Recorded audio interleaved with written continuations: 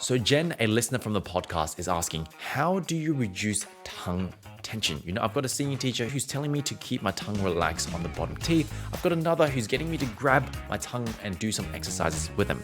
So in today's episode, let's talk about this problem. In fact, I'll share with you what exactly causes tongue tension and also some very practical ways on how you can reduce tongue tension.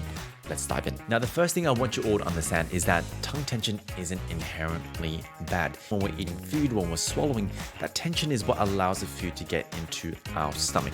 Now, the reason why in the context of singing, tongue tension becomes a problem is we often don't need to activate it or activate it so much in order to sing the notes that we do. Imagine you're singing a song and you're flexing your biceps the entire time. Now, of course, you're gonna feel a bit sore afterwards. So how do we actually reduce tongue tension? Step number one here is learning to engage the right muscles. Because for a lot of beginners, when we are first experiencing tongue tension, we go and we try to resolve the tongue tension directly.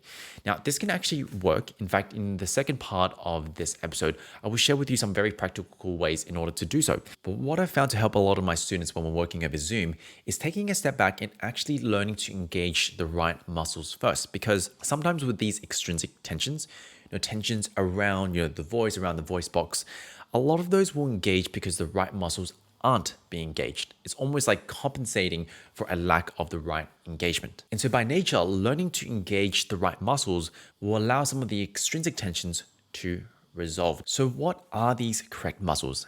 Well, in fact, there's only two of them really. The first one here is engaging the muscles that stretch the vocal folds. Because stretching the vocal folds allows us to go to different pitches. But then from there, no. The second part of it is learning to press against those chords.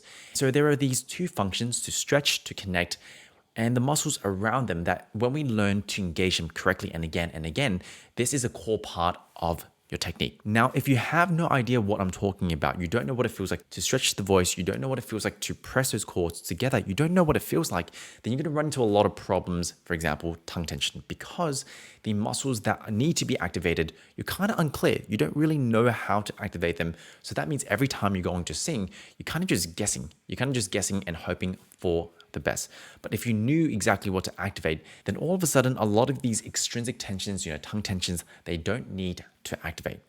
Now, if you want more details on this, after you finish watching this episode, I want you to go check out episode 129, 131, and 132, because that's where I'll dive in a bit more detail and you get even more familiar with these concepts. Now, before we dive into the second step, real quick, I want to introduce myself to you. My name is Ivan. I'm a voice teacher who works with students from all around the world. And really on this channel, my goal is to make learning how to sing very, very simple and easy to understand.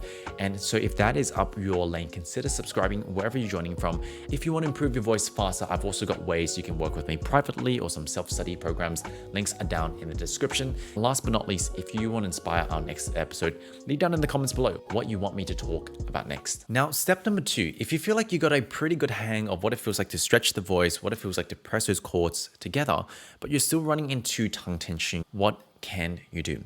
Now, this exercise is not going to be, forcing your tongue to be in a certain position or, grabbing your tongue and like doing certain things, because if you think about it, singing isn't really like that. When you're singing, your tongue has to move. In fact, I want you to remember this. The opposite of tension is freedom of movement. And what I mean by this is just because we're experiencing tongue tension, the solution to that is not to have a lazy kind of flop with tongue and not have it do anything, but rather we just want the tongue to engage, to move enough to have good articulation, but in a way that doesn't feel constricting or effortful. Think about the way you use your tongue when you're speaking. You're probably not even thinking about tension. You're kind of just speaking and your tongue does its thing. So this is the basis of this next vocal exercise. Let's just start here by establishing a very good reference for our brain, for our body, on what it feels like to create a sound without tongue tension. Now let's just use a note like this, and I'm going to speak through it. No. Notice here you're making a sound and your tongue is engaging, but it doesn't really feel like there's a lot of tension being engaged.